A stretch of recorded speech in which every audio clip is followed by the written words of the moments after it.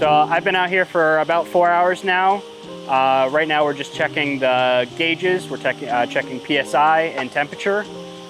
So behind me we have our big drum.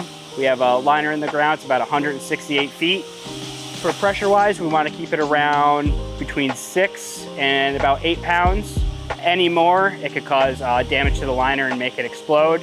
Temperature, we want to keep it at the steamer. We want to keep it below 300. If it goes any higher than that, we'll end up burning the liner or cooking the cal tube to the liner, which is never good.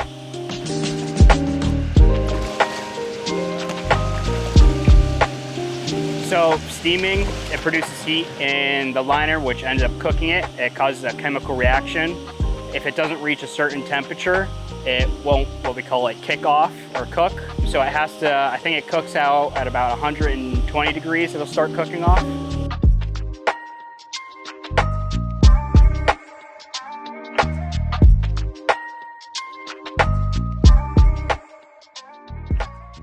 You don't want to touch the drum or the liner or anything back here because everything's very hot.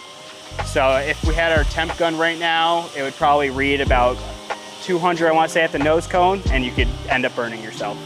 It's more of a precaution, so that's why we always monitor every about 5-10 minutes. We'll walk and take note of each gauge and what it reads.